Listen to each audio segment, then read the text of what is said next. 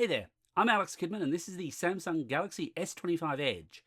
One of Samsung's more interesting phones of recent years, at least in an engineering sense. But is it worth buying? Well, let's find out.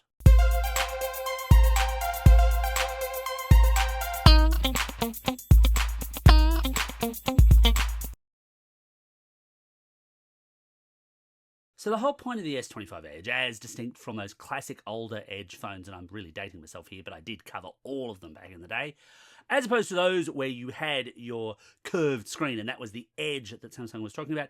Here, what they're really talking about is the fact that this is a very thin, very light phone, just 163 grams, 5.8 mil at its thinnest point. The camera bulge does change that out slightly, but for most of the phone, it's very thin, very light, and this is a style play from Samsung. That's very much what they want to promote this phone as being.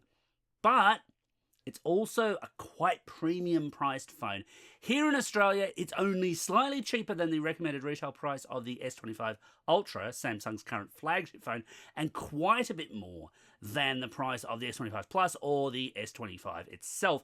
And it's this weird kind of hybrid mix of the Ultra and the Plus, sitting very oddly in the middle of them, but always in service to this thin and light style. Now, I guess I really should say at the outset, I think this is fantastic engineering. This is wonderful work on Samsung's part, and it makes me really curious to see what's coming down the pipeline, because you apply this kind of engineering to a foldable, for example. Well, that's a thinner and lighter foldable. You apply this to a more powerful phone again, and that's a really interesting prospect.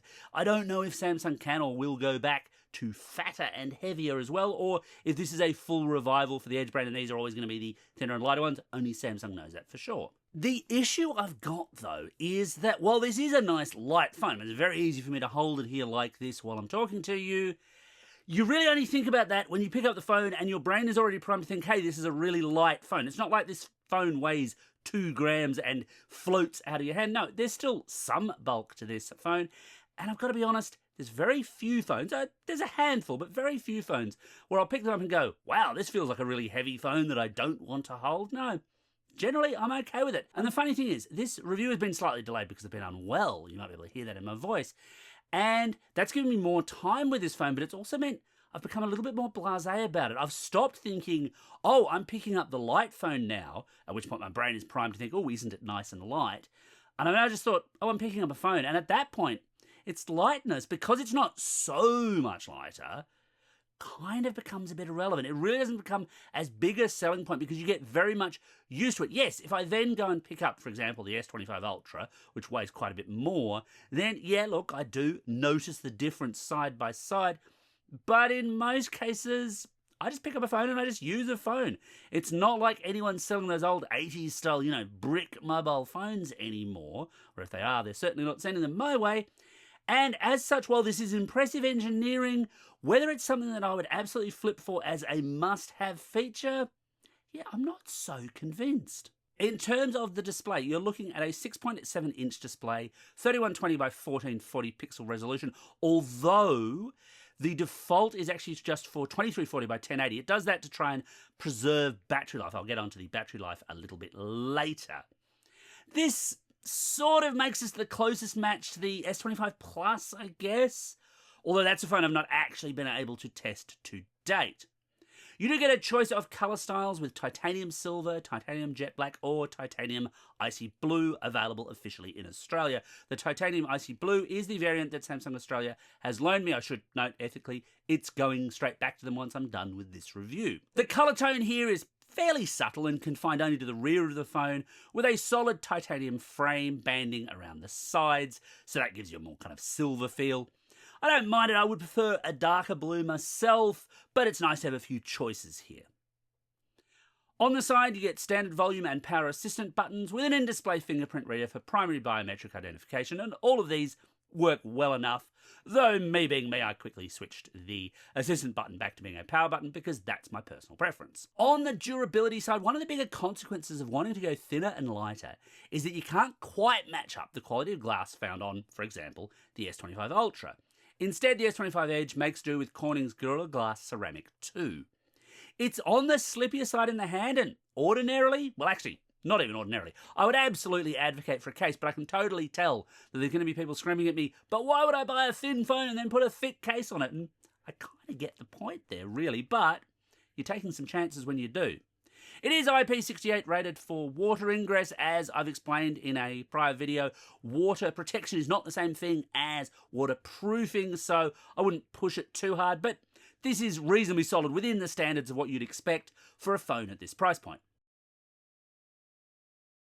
It's in the camera where Samsung's had to make some really hard choices. And there's some really odd choices if you look at the whole current flagship Samsung family, because the S25 Edge borrows a little bit from the S25 Ultra, but then lacks some features you'll find in phones like the S25 Plus, the S25, even the S24 FE does better than it. And specifically what we're talking about here is telephoto, because there's only 2 lenses on the S25 Edge. So you just get a primary 200 megapixel wide sensor and then a secondary 12 megapixel ultra wide sensor with a 12 megapixel sensor at the front for taking your selfies. And it's not a bad recipe to speak of. Obviously, the 200 megapixel sensor is the star here. It's essentially the same part that you find in the S25 Ultra, but there's no telephoto at all. And this is for a phone that Samsung wants at least $1,849 for. That's a really big ask in my book. I mean, I've said this before with certain other flagships and certain folding phones where you're only getting 2 lenses or you're getting a limited quantity of lenses, that the more you pay for a phone, the more photographic flexibility I want to see. And I just don't see it here. It's not a bad camera. It does Samsung's usual thing of somewhat oversaturating colors, but a lot of people do like that kind of style.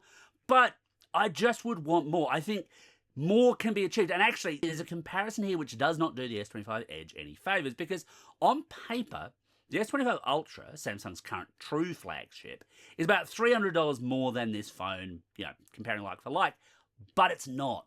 The reality in market is that actually I've seen the S25 Ultra for sale for less than the asking price of the S25 Edge. And if you care about your camera on your phone, I do not see why you wouldn't go for the S25 Ultra over the S25 Edge, because it's got just such a much better array of cameras to pick from. Because you don't get any kind of telephoto zoom, you just get a 10 times digital crop. And look, Samsung has in one sense been very smart here, because cropping down that 200 megapixel sensor still gives you a lot of room to move, still can deliver some quite pleasing results, but it's still super limited. I'm not necessarily looking for the whole, 100 times space zoom thing, because that doesn't always work all that well either. But I did feel that it was really missing from this phone. Maybe the S26 Edge might rectify that issue. The Galaxy S25 Edge is thin and light in design terms, but the same description can't be applied to what Samsung's actually managed to stuff within its frame. It features the same Snapdragon 8 Elite for Galaxy system used in the full flagship S25 Ultra, with 12GB of RAM and either 256GB or 512GB of fixed storage on board. Samsung loaned me the smaller 256GB model for review. It's here where, at least partially, the S25 Edge can justify some of its asking price, because just like it is on the Ultra, the Snapdragon 8 Elite for Galaxy is one speedy chunk of silicon. I'll give that some context. Here's how the S25 Edge compares using Geekbench 6's CPU test against other current flagship phones. And at a GPU level, here's how it stacks up using 3D Mark Wildlife Extreme. And all of this, not surprisingly, leads to a phone that really doesn't struggle with any everyday Android app you might care to throw at it. As well as any number of more high-intensity apps if you like your high-end gaming. Yeah, this can absolutely do it. This is a nice speedy phone, although I would again say you can get the S25 Ultra for about the same price, and that really is the phone that I would go for, because that also has features that you don't get, like, for example, the S Pen.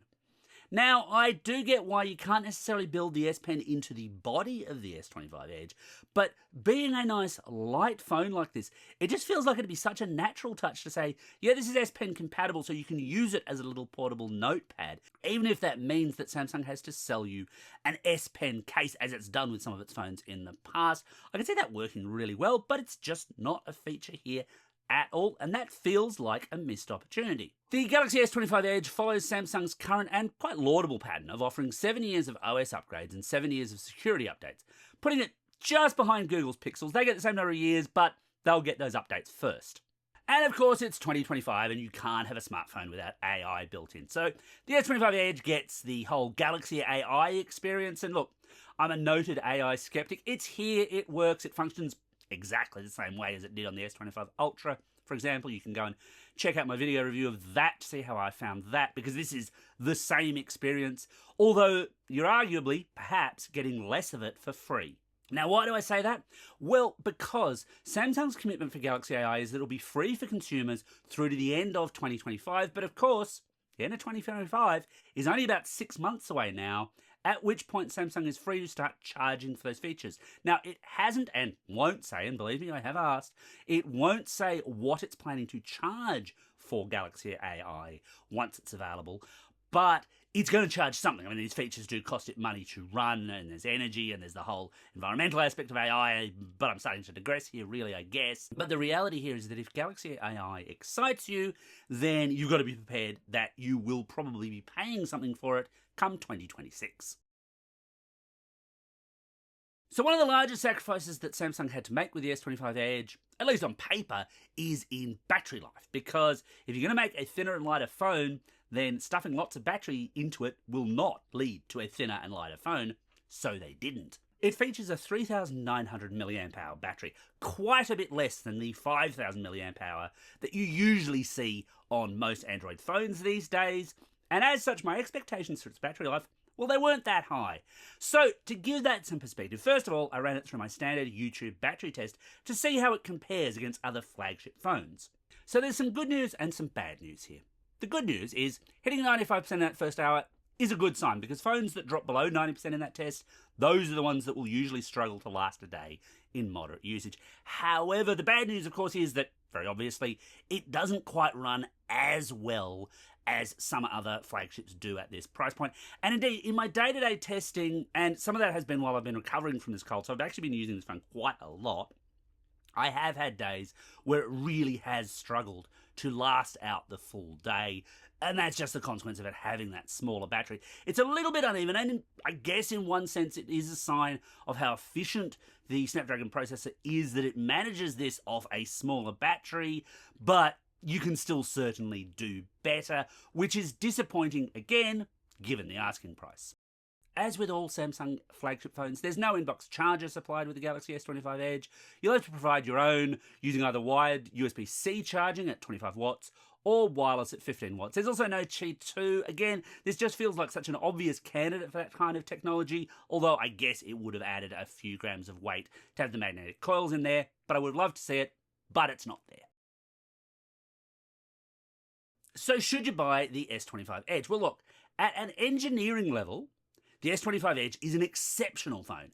Just getting the Snapdragon 8 Elite for Galaxy to run in a phone this thin and light without melting your hand, that's impressive stuff. Hands down, gold star to Samsung.